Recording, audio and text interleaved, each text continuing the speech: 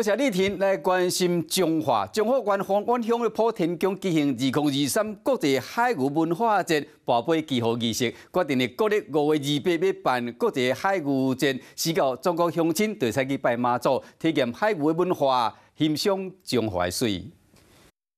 由中华县长王惠美跋杯请示普天宫的妈祖，尾仔以来圣杯决定2023年国际海渔文化节会伫咧5月28日办理。那希望甲咱海牛的这个传统的部分来甲伊继续能够传承。丰原海渔采收蚵仔，甲大江300年啊！即摆丰原海渔敢若剩12只。